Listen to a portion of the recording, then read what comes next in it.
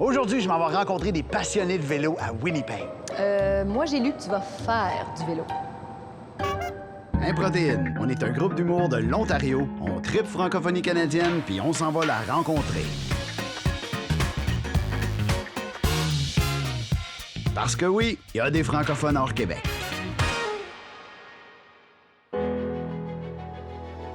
Winnipeg est reconnu comme étant un des endroits les plus venteux au Canada.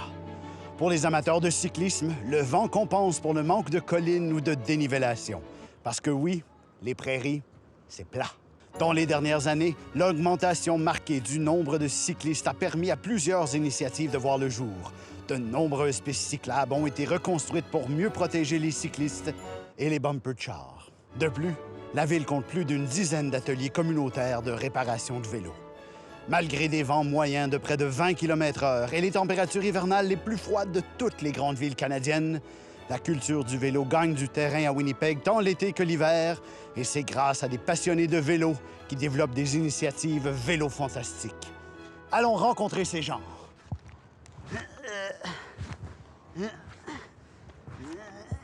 Fait que pourquoi c'est Martin qu'on a envoyé animer l'épisode sur le vélo? C'est parce que je n'étais pas disponible.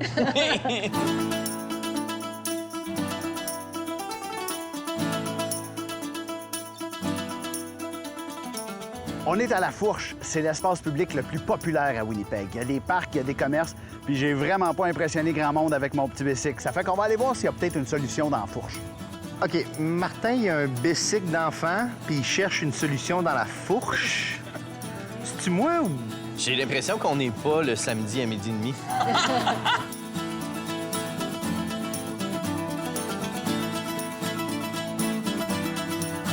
Oh yeah! Bon, là, j'espère seulement que les amis que j'ai invités vont se présenter parce que je suis pas capable de conduire ça tout seul.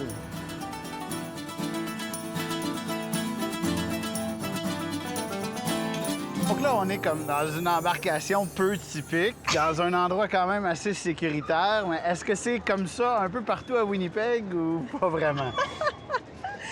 Ben moi, je roule typiquement pas comme ça. J'ai soit mon vélo montagne qui tire le chariot pour que mon fils soit avec moi, OK.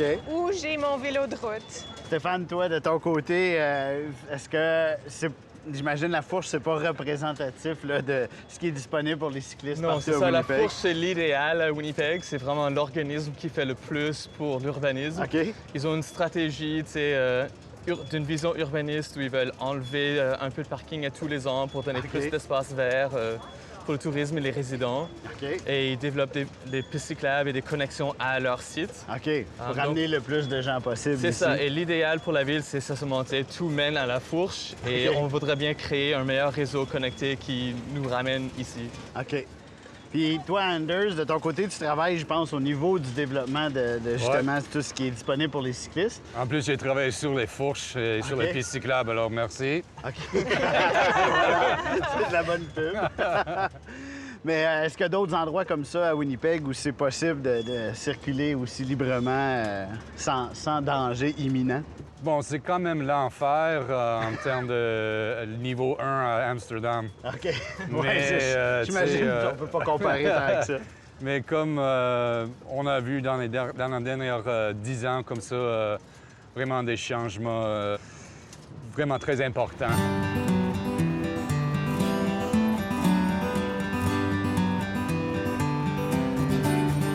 C'est quoi les plans pour Winnipeg pour qu'elle devienne une ville plus adaptée aux cyclistes? Y a-t-il des plans, y a-t-il des choses en place? Il y a des plans. La ville a adapté leur plan stratégique, je pense environ 2014. C'était un plan vision de 20 ans avec un budget estimé à environ 334 millions de dollars. Wow! Donc, on aimerait bien voir ça développer plus vite, sûrement, mais le problème, c'est le budget. Par an, on voit toujours qu'ils nous donnent peut-être 5 millions, 3,2 millions, etc. Donc, avec ce rythme-là, c'est pas les 17 millions nécessaires pour le réaliser dans 20 ans. Le plan, le problème avec, c'est que c'est vraiment, c'est vrai, c'est visé sur les gens qui vont, par exemple, aller au travail, prêts à parcourir genre 7 km. OK. Et Alors, on pense vraiment d'une façon nord-américaine encore. OK. Là où on va les mettre là où qu'on veut. Pas penser à comment les gens vraiment se déplacent. On veut être capable, comme cycliste, de pouvoir se déplacer et avoir un sentier ou des pistes connectées, avoir un réseau connecté. Et se sentir comme si on ne va pas devoir prendre un énorme détour pour se rendre où on aimerait aller. OK. Et un autre élément qui s'ajoute à ça, comme parent, moi, j'aimerais avoir des pistes cyclables qui sont protégées. Donc, l'aspect sécurité, c'est vraiment le plus important pour les familles. là. Absolument. Puis même, il y a des études qui démontrent si tu as un réseau sécuritaire, les gens vont l'utiliser. Est-ce qu'il y a beaucoup de groupes justement qui travaillent pour développer le droit des cyclistes, pour ajouter des pistes et tout ça? Est-ce qu'il y a beaucoup de groupes comme ça à Winnipeg, il y a Winnipeg? 2 groupes. Donc moi, j'étais sur le CA d'un groupe qui s'appelle Bike Winnipeg, qui est beaucoup comme le groupe que Anders mène, Winnipeg Trails Association. On est là pour s'assurer, pour parler chaque fois que le potentiel d'un projet d'infrastructure, d'essayer de parler des bénéfices et de rajouter l'accessibilité de vélo et de l'aspect piétonnier dans les projets. Ils font vraiment confiance pour mettre Martin au volant en train de guider la vie de 3 autres personnes? Oui, mais en même temps, à 2 km/h, leur vie est pas tant en danger. Non, c'est ça. Ce qui est intéressant et que j'aime beaucoup à propos de Winnipeg et Manitoba, c'est qu'en masse de gens ont un vélo. OK. Tu sais, alors il faut dire que c'est peut-être récréatif plutôt, mais et je connais pas le pourcentage de qui le fait, mais il y a aussi des coachs. Donc, qu'est-ce qui vous rend fier de Winnipeg au niveau du cyclisme? Il y a quand même des belles choses qui se font ici. Bon, premièrement, il y a au moins un certain niveau de consensus au niveau politique OK. où que les gens vont supporter. Je pense que c'est question de peut-être l'âme de Winnipeg ou le cœur de Winnipeg. C'est une place très, très démocratique. OK. Tu sais, très un peu, on dirait, socialiste. Si on connaît Winnipeg, on connaît notre histoire. Et c'est comme le vélo elle-même, c'est un véhicule démocratique. OK. C'est vraiment pour tout le monde. On a le plus grand nombre d'ateliers de vélo communautaire par capita en Amérique du Nord. Wow, OK. Et même qu'on me dit que même dans le monde, Puis, autre que ça, je sais qu'à part la coop, ben, premièrement, il y en a une francophone aussi. Est-ce que c'est quoi les autres projets qui sont en cours présentement à Winnipeg? Ben, il y a quelques années pour moi, donc Janelle et la coop, ils ont vraiment fait le bon travail pour mettre plus de gens sur des vélos. C'est OK. vraiment du travail important. Ma passion, ça a été vraiment de pousser pour l'infrastructure, pour embellir la communauté, pour aider les gens d'aller de A à B. Donner le goût aux gens d'être sur les pistes. Ben, c'est ça. Et pour moi, la connexion entre notre centre touristique, la Fourse, on vient de croiser l'Esplanade Riel. Ouais. Et tu arrives au bout et il n'y a pas de piste cyclable pour accueillir les vélos, les gens en vélo, pour continuer et venir apprécier notre communauté. Donc pour moi, je m'ai vraiment engagé pour essayer de trouver une étude, trouver le financement pour exactement transformer la rue pour accueillir la mobilité en skate, en vélo, etc.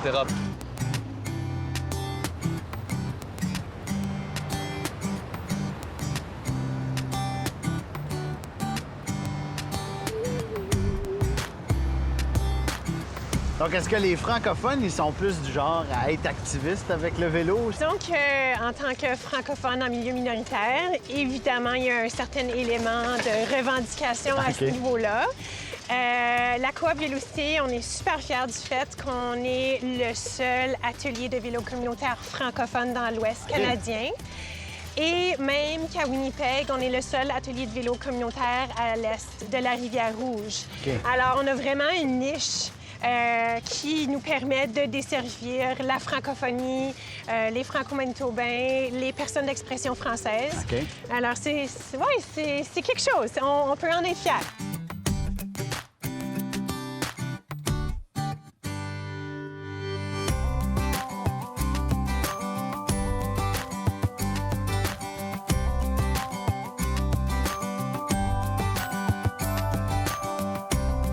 Bon, ils m'ont pas laissé garder mon 4x4, je suis encore prêt avec mon petit bicycle. Mais je vais aller voir à la coop Vélocité. Je pense qu'ils vont pouvoir m'arranger quelque chose.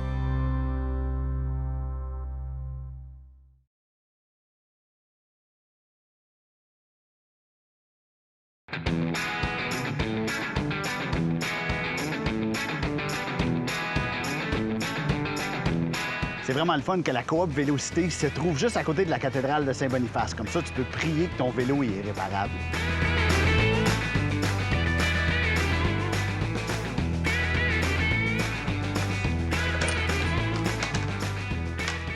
Hey, salut Janelle! Hey, Martin! Ça va? Oui, toi? Oui, je connais pas grand-chose en vélo, là, mais je pense que lui est trop petit pour moi. Pas vrai? Eh oui! Tu peux-tu m'aider? Absolument. Je te présente Mary. C'est elle qui va t'aider. Excellent, Bonjour. merci. Alors, on cherche un vélo. Je cherche un vélo.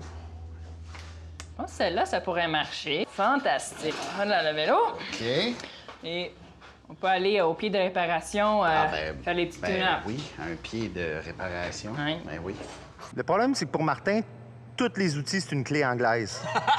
Peu importe c'est quoi. Tu sais, une clé anglaise. Tu sais, Une perceuse, clé anglaise. Un ratchet, une clé anglaise. Un marteau, une clé anglaise. Une clé anglaise? Une clé anglaise. Toi, ça fait combien de temps que tu travailles à la coop?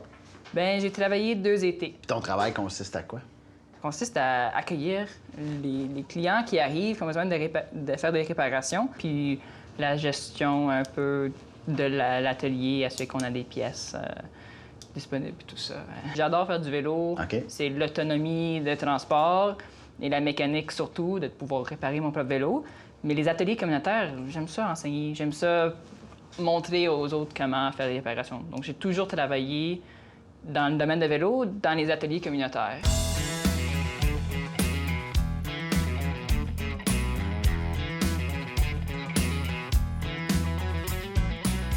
C'est quoi vos rôles dans la coop présentement? De notre fondation en 2016. Donc, ça a pris 3 ans vraiment à développer le projet qui est devenu la coop Vélocité. Jusque cette année, en 2020, j'étais la présidente et aussi une des cofondatrices de la coop Vélocité. Et puis, j'ai eu la chance, pendant mon mandat aussi, d'avoir Keith comme vice-président. Alors, c'est vraiment le fun de l'avoir. Fait que vous avez été là dès le début, dans le fond, là, pour créer ça puis mettre ça sur pied. Oui, puis c'est incroyable de voir l'évolution de la coopérative en si peu de temps. Oui, parce que je te peux dire, vous avez des super beaux locaux, il y a des outils, il y a des vélos, il y a plein d'espace. Ça a-tu toujours été beau comme ça dès le départ? Non, non. Notre premier emplacement était dans le garage chez un autre de nos cofondateurs, Éric Gosselin, qui avait vraiment plus l'idée de cette coopérative, l'aspect coopératif, mais aussi l'aspect d'atelier de vélo communautaire qui allait être éducatif, qui permettait aux gens d'apprendre au sujet des pièces en français, parce que les pièces de vélo, on les connaît, ou même les outils, souvent on les connaît en anglais, mais pas nécessairement la terminologie en français. C'est quoi les services que vous offrez ici à Vélocité? Alors enfin, on met plutôt notre emphase sur l'éducation et plutôt qu'offrir, disons, des services qu'on observerait plutôt chez un atelier, disons, plus formel ou à des boutiques plutôt spécialisées. Et vraiment, c'est nous encourageons nos membres et voici, tu es capable. C'est pas strictement nous qui va faire ce boulot. Est-ce qu'il faut absolument être francophone pour être membre de Vélocité? Non. Moi, je suis exemple parfait. Nous mettons l'emphase sur l'utilisation du français. On l'offre de façon initiale, mais on est ouvert à tout. Qu'est-ce que ça vous amène personnellement de faire partie de cette communauté-là? Intégrer au sein du coop me permet, disons, de façon hebdomadaire de m'intégrer dans cette communauté qu'auparavant, c'était pas ma communauté. Je pense pour moi, la coop Vélocité, c'est vraiment de créer un projet communautaire qui allait refléter la communauté francophone ici. Et d'offrir un service en français, c'est pas toujours facile. Et de se distinguer de cette façon-là. Bienvenue à notre 5e randonnée Vélocité. C'est vraiment le fun de vous voir parmi nous, puis de vous voir en si grand nombre. C'est vraiment OK. fantastique. Puis c'est quoi les autres activités que la coop fait avec ses membres? Bien, c'est le fun. Les mercredis soirs, on fait des randonnées familiales, randonnées Vélocité, puis c'est vraiment chill. C'est super lent parce qu'il y a des enfants de 3 ans qui se joignent à nous. C'est un peu mon niveau de basic, ça. Je peux vous accompagner. C'est ce soir, d'ailleurs? Oui, absolument.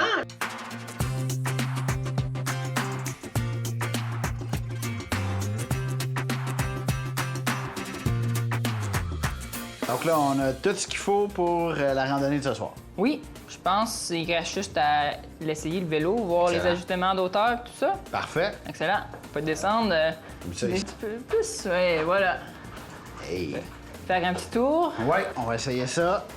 Adieu, petit vélo. C'est fini, toi et moi. Oui! J'ai mon vélo, je suis prêt pour la randonnée. Il me manque juste un casque parce que j'ai vraiment l'impression que je vais tomber à terre. Il va-tu mettre son casque par-dessus son chapeau? Est-ce qu'il se rappelle qu'il porte un chapeau? Ça fait 2 ans qu'il porte ce chapeau-là. Mais t'imagines, là, s'il l'enlève, là, c'est un grand moment.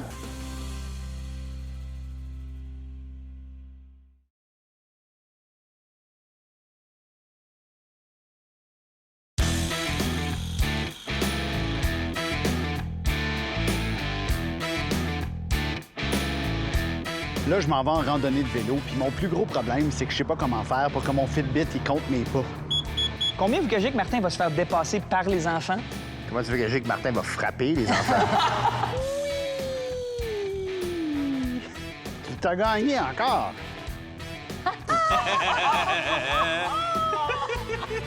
Oh.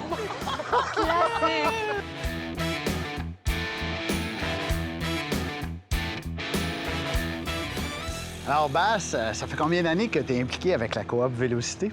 Bien, disons que je suis impliqué avec la coop Vélocité depuis sa création. OK. Que je suis un passionné de vélo. OK. Et puis, je pense que la coop, par rapport à la communauté francophone dont j'appartiens, c'était une très, très bonne initiative. Et puis, je veux que la coop continue à avancer. Puis, quelle sorte de changement tu as vu dans les dernières années à Winnipeg? Est-ce que c'est plus facile de faire du cyclisme avec les nouveautés et tout ça? Oui, je pense que c'est plus facile. OK. Et puis, surtout, les gens nous comprennent donc mieux. OK.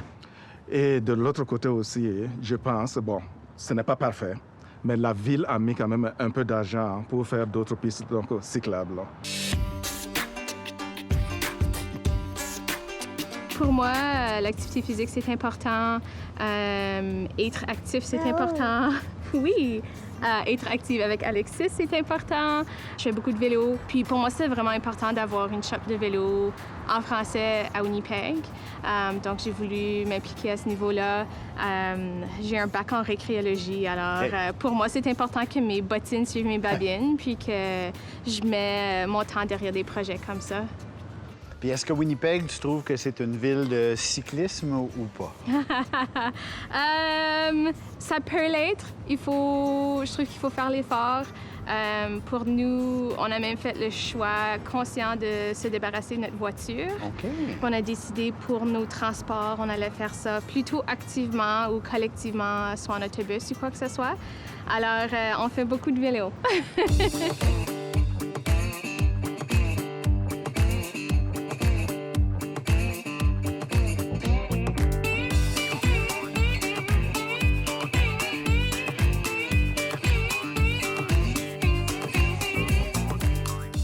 Quoi aux familles francophones d'avoir accès à un organisme comme Vélocité?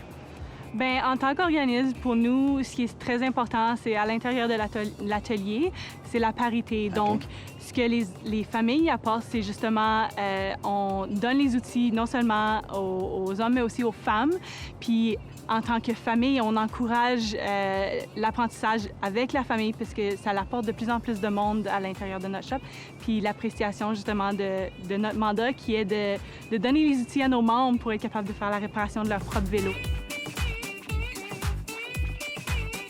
Moi, je vois que déjà, ça nous apporte beaucoup en matière de, disons, de réunir les gens, comme presque toutes les personnes ou toute la communauté qui veulent réparer leur vélo, ils se rencontrent ici. Donc, ça réunit non seulement comme les immigrants, comme les nouveaux francophones à Winnipeg, ça réunit aussi les francophones d'ici.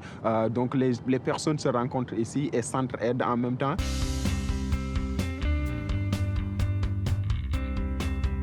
Ça nous permet de partager ce plaisir avec eux et c'est très plaisant pour moi de les voir si passionnés par le vélo. Et je me dis, j'ai commencé un peu tard. Donc, si je peux permettre que mes enfants commencent un peu plus tôt, ça me fait plaisir. Moi, c'est aussi un engagement dans l'environnement, puis de montrer qu'il y a des moyens de déplacement doux et alternatifs sont possibles en ville.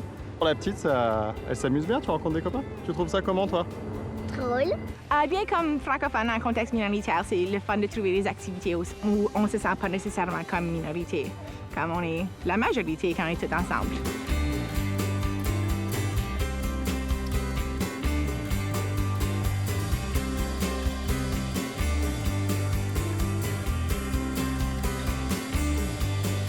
Je vois qu'on est évidemment sur un des nombreux ponts qui traversent la rivière, mais celui-ci est particulièrement intéressant et fraîchement peinturé.